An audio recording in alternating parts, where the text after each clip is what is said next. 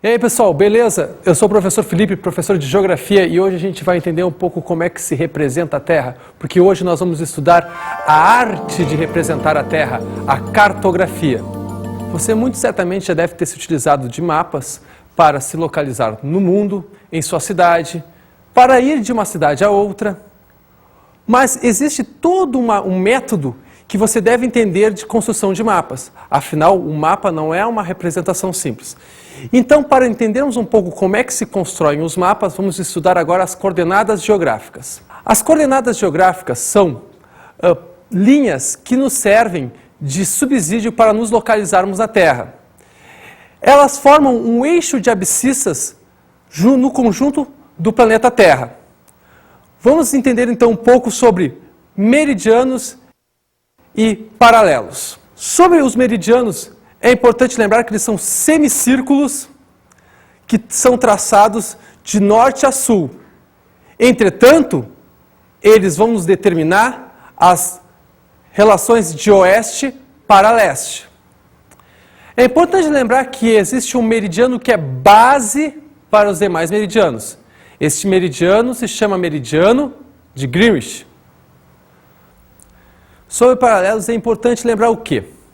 Os paralelos são círculos paralelos um ao outro, partindo de um círculo maior chamado Círculo do Equador. Esses paralelos vão nos determinar as direções de norte a sul do globo.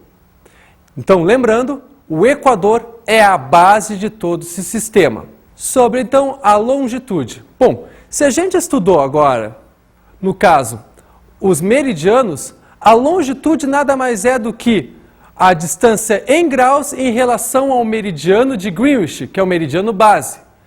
A longitude nos determinará, então, as posições oeste e leste. E as latitudes? São o quê? São a distância em graus dos círculos em relação ao círculo principal, que é o Círculo do Equador. Este fato vai nos determinar, no caso, as distâncias norte e sul do planeta, sendo possível determinar qualquer localização do globo terrestre. Como, por exemplo, eu posso dizer então que a cidade de Porto Alegre fica, por exemplo, a 30 graus de latitude sul e 51 graus de longitude oeste. Agora, uma outra pergunta. Se nós pintássemos todas as latitudes e longitudes da Terra, com que cor, no caso, ela ficaria? Bom, se nós pintássemos de preto essas linhas, a Terra ficaria totalmente preta. Afinal, toda a Terra, no caso, nessa analogia, é circundada por meridianos e paralelos. E, portanto, se nós pintamos todos as longitudes e longitudes, consequentemente, nós pintaremos toda a Terra. E escala é uma relação de razão e proporção. Então, quando nós fazemos um mapa, nós temos que obedecer uma relação de razão e proporção. É isso que nós chamamos de escala. E a escala no mapa ela pode aparecer de duas formas, sob a forma de escala gráfica e sobre a forma de escala numérica. Sobre escala gráfica, é importante nós lembrarmos o quê? Nós lembrarmos que a escala gráfica é uma barra, e através dessa barra você pode pegar sua régua, marca essa distância na barra e vai para o mapa fazer realmente a distância, tornar essa distância aqui em centímetros no mapa em distância real, ou seja, a distância da realidade. Então, a escala gráfica é isso, é uma barrinha aquela que você marcou, foi para o mapa e aí descobre a distância real. Já a escala numérica é aquele número 1, 2 pontinhos, por exemplo, 50 mil. 1, 2 pontinhos, 200 mil. O que está querendo dizer essa escala numérica? Está querendo dizer o quê? Uma unidade no mapa equivale a 200 mil na realidade. Uma unidade no mapa equivale a 50 mil da mesma unidade na realidade. Isso é muito importante você lembrar. É isso que vai ajudar você a calcular a distância real através de um mapa. Quanto à escala, a gente pode classificar os mapas em diferentes formas. Qual é a diferença, por exemplo, entre a planta de uma casa, de um apartamento, e um mapa mundi? Pense bem. Lógico, é a escala. É importante nós lembrarmos o que então? Por exemplo, numa planta de um apartamento, nós vamos fazer, vai ser provavelmente o mapa, uma unidade para 100 da mesma unidade. Por exemplo, 1 centímetro equivalem a 100 centímetros na realidade. Agora imaginem usar para fazer um mapa mundi, 1 centímetro equivalendo a 100 centímetros. Impossível! A não ser que tu tenha muita, mas muita folha mesmo para fazer esse mapa.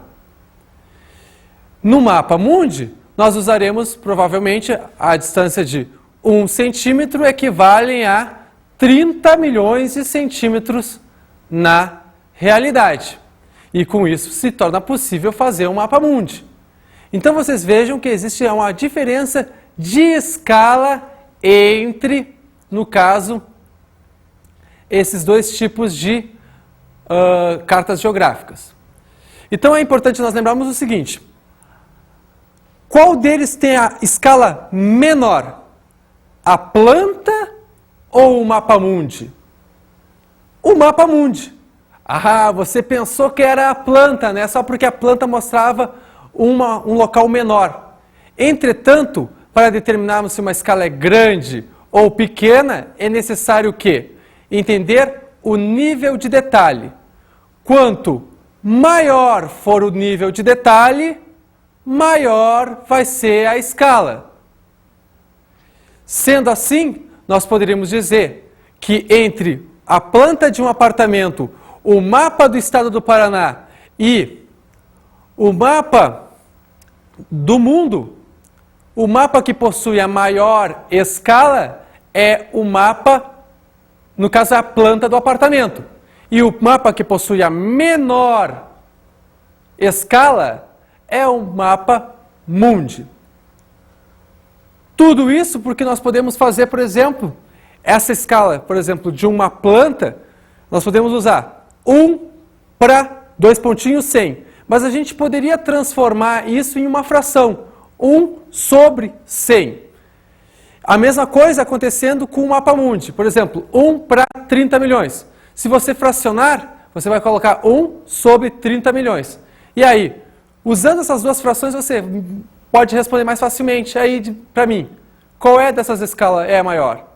Com certeza é a da planta de uma casa. Então agora vamos ver como se faz um cálculo se baseando na escala. Bom, é importante você ter então em mente 3 fatores. No caso, a distância real, a distância no mapa, que normalmente a gente usa centímetros ou milímetros, e a escala.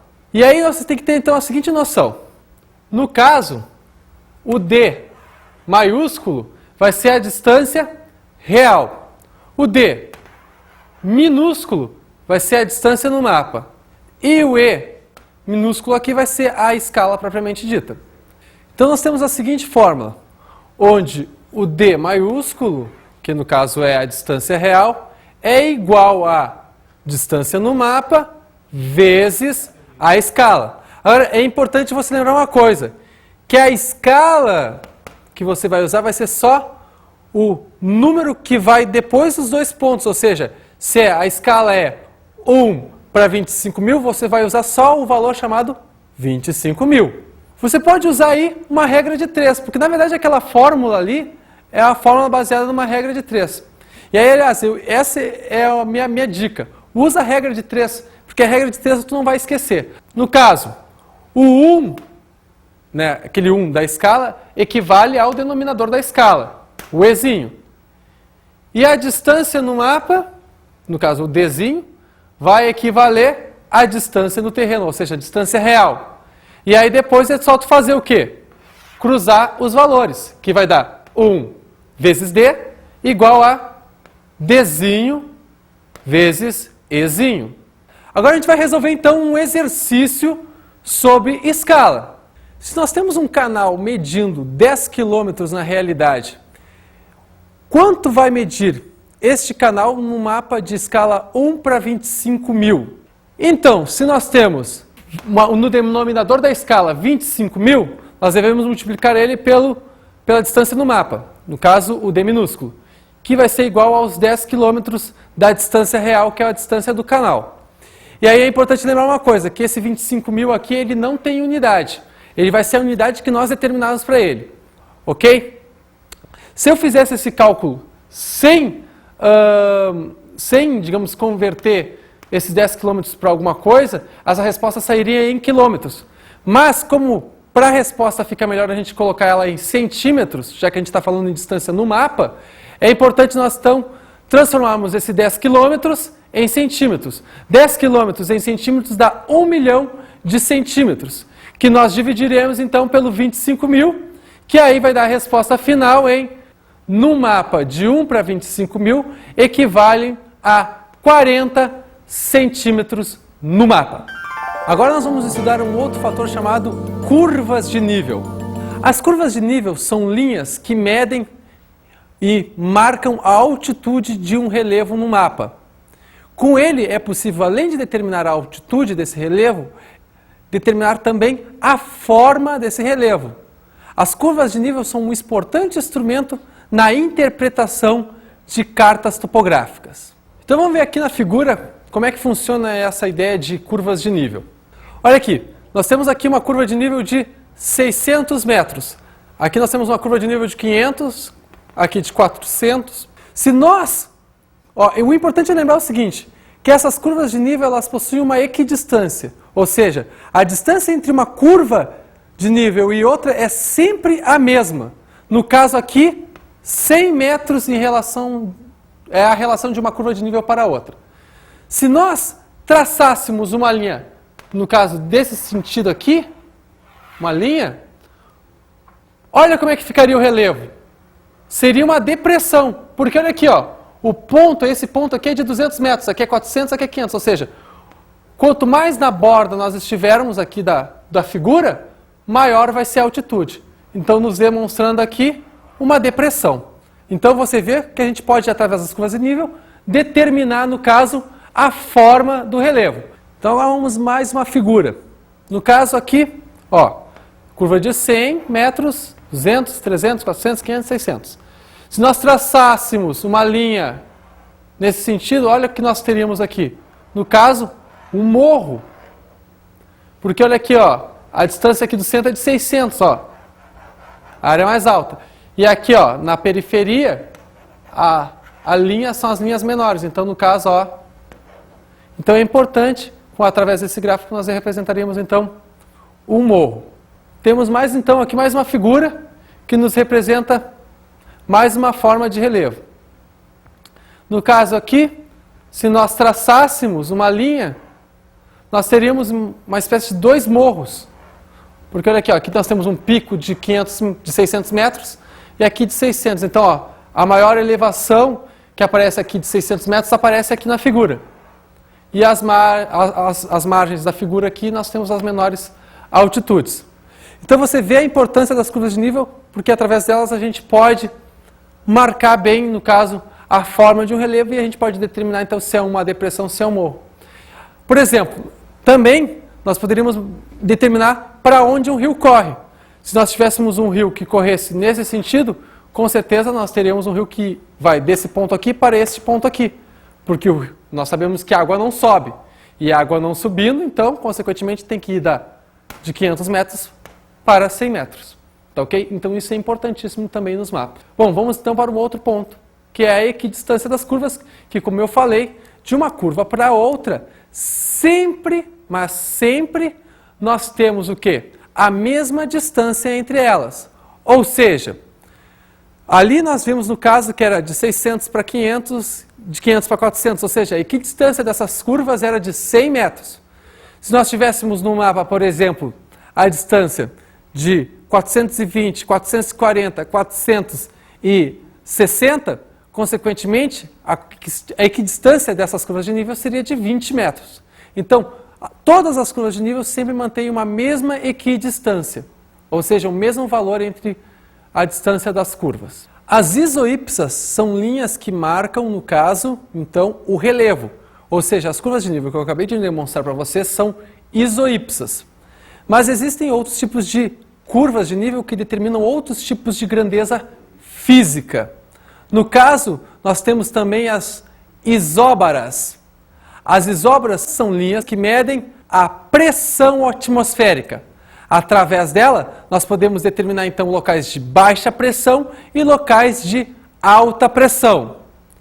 Outro tipo de linha que nós temos são as isoietas, que nos determinam os valores de precipitação líquida. Então, nós determinamos locais que chovem bastante e locais que chovem pouco. E outro tipo de linha que nós temos é as isóbatas. São linhas que nos marcam, no caso, a profundidade do relevo.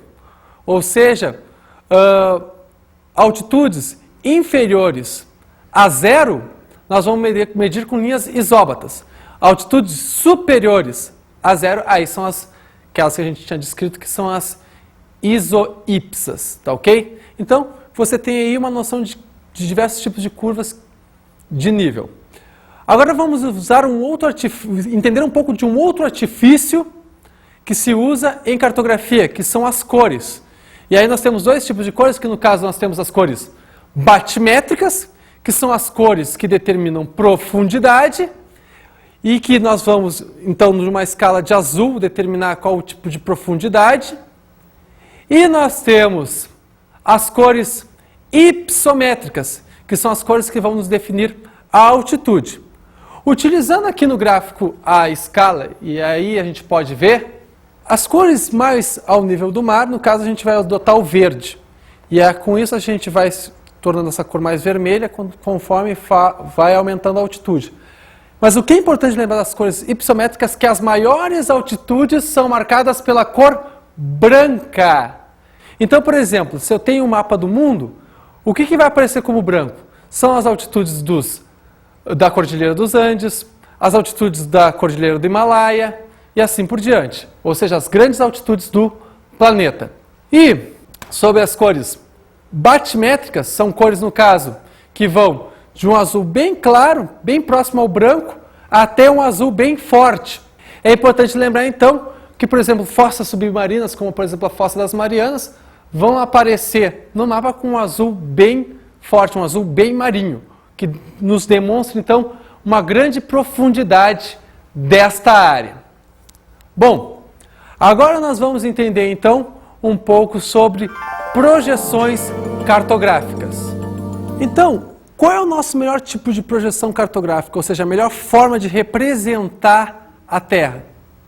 A melhor forma de representar a Terra é representar de uma forma que ela pareça mais ou menos aquilo que ela realmente é, ou seja, uma esfera. Ou seja, o globo terrestre, esses que a gente usa tanto em escola, é o melhor tipo de projeção cartográfica que existe. Toda tentativa de tornar essa esfera visível através de um papel, ou seja, de um plano, sempre gera uma série de distorções.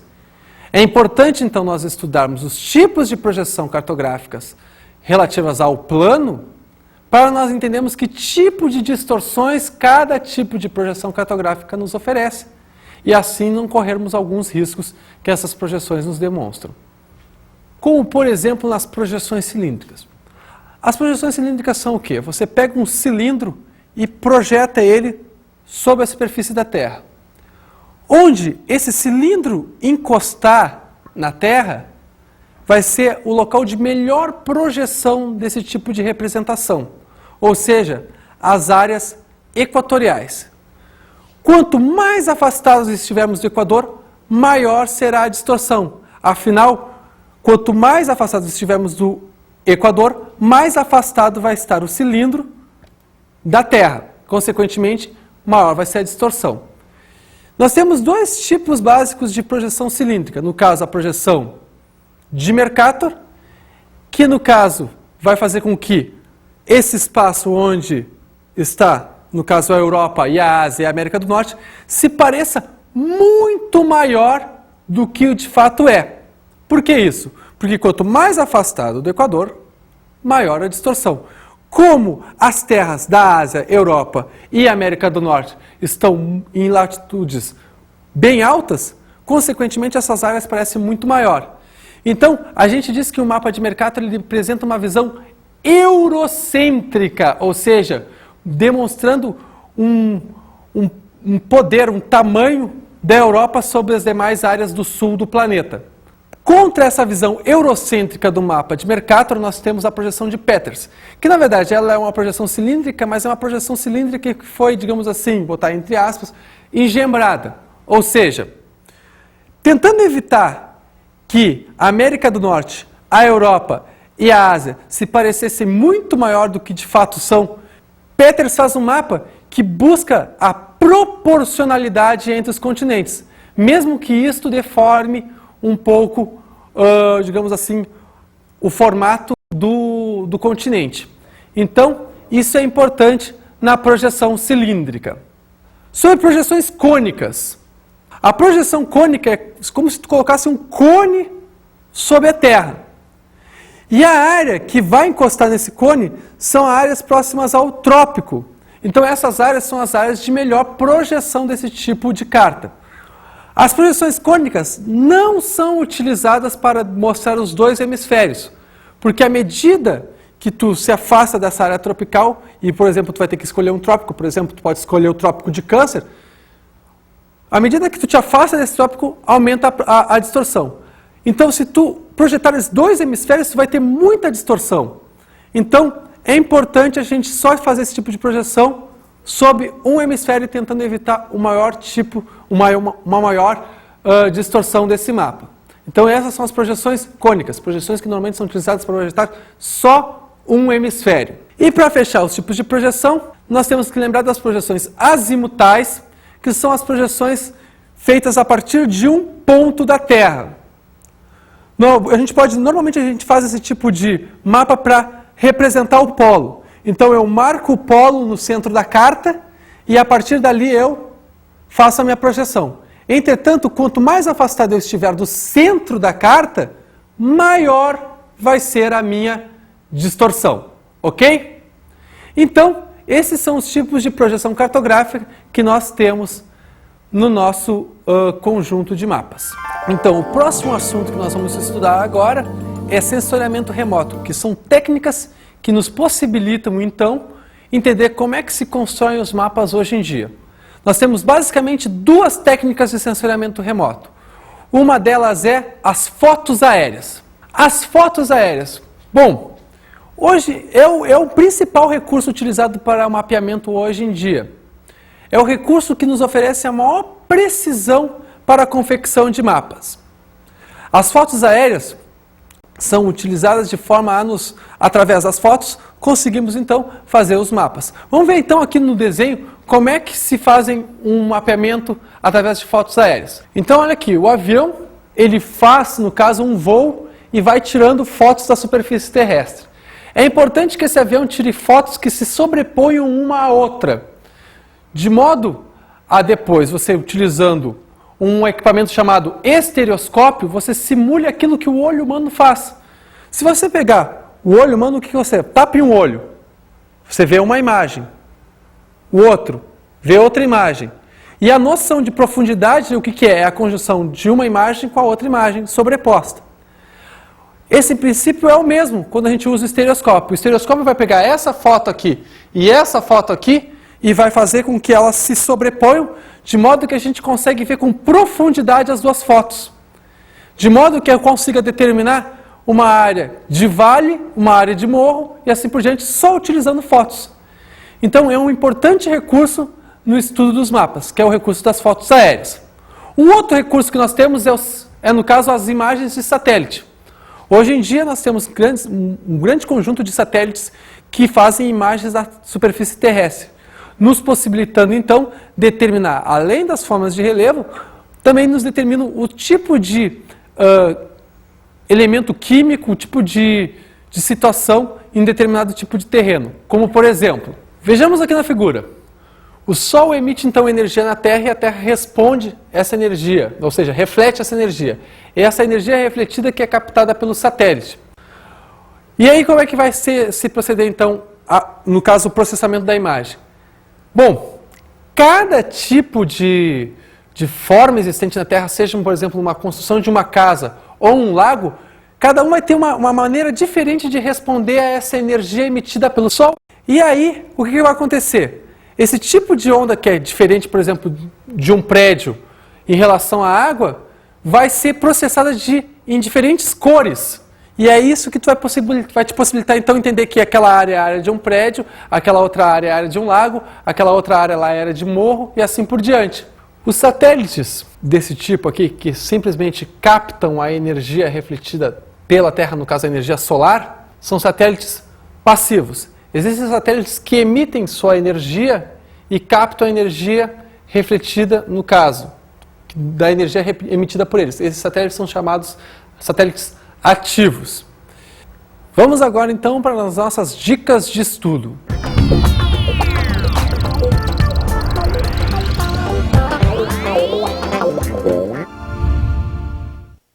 Então a nossa dica é o quê? Pegue então o mapa da sua cidade e marque a distância, no caso, da sua casa para a sua escola ou seu cursinho. E aí faça o cálculo usando a escala, faça o cálculo da distância real entre a sua casa e o seu cursinho e a sua escola. E comece a fazer depois da casa do seu amigo, a distância da casa da sua namorada, depois a distância da casa, sei lá, da sua casa de praia, de repente, utilizando o mapa do seu estado. E isso vai fazer com que você pegue, no caso, a manha do cálculo de escala. É um importante recurso que você pode utilizar de modo a aprender mais facilmente esse tipo de cálculo.